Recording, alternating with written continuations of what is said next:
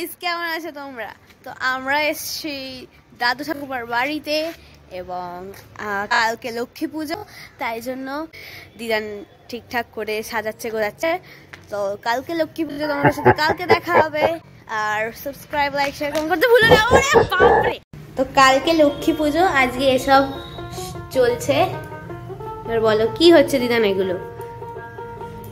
আমাদের প্রথা অনুযায়ী আমার শাশুড়ির আমল থেকে এই রকম লক্ষ্মী পুজোর আগের দিন মা লক্ষ্মীর জন্যে এইসব আয়োজন রাখতে হয়। তা আজ 50 বছর হতে চললো আমি এই বাড়িতে এসেছি।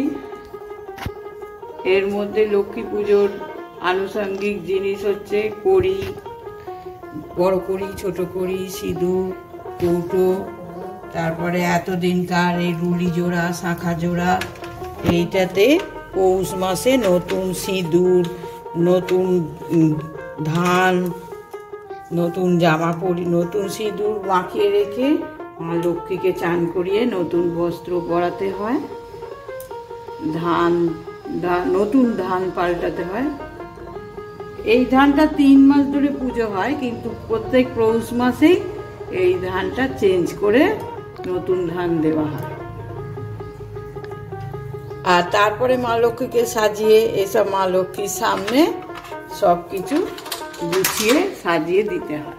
5টা বড় কড়ি আর সব ছোট ছোট কড়ি, সুপারি, সিঁদুর, ঘি দিয়ে মাখিয়ে রাখতে হয়। The next day.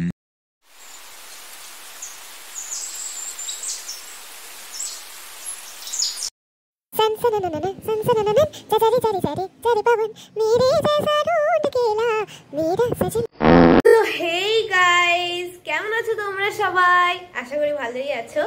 তো আজকে পৌষ মাসের বৃহস্পতিবার আমার দাদু ঠাকুমার বাড়িতে লক্ষ্মী পুজো হয়।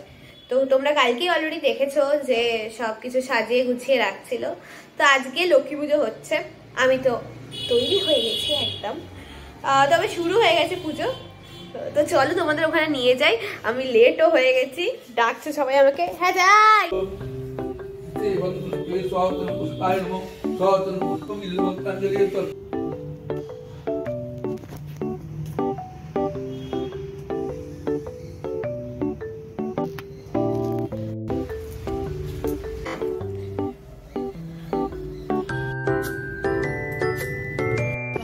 এখানে তুলসী গাছ ও মা মনসা গাছের পুজো হচ্ছে।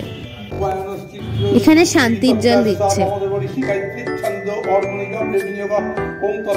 তো গাইস, ফাইনালি পুজো শেষ হয়ে গেছে, আমরা প্রসাদ খেয়ে নিয়েছি, প্রসাদ খাওয়া হয়ে গেছে আমাদের।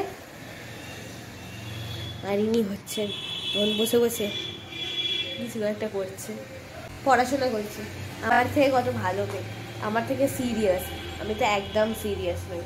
আমি 12th-এ বোর্ড দেবো কিছুদিন পরে, মানে 1 মাস পর। আমার মধ্যে কোনো সিরিয়াসনেস নেই, যেটা আমার বোনের মধ্যে আছে।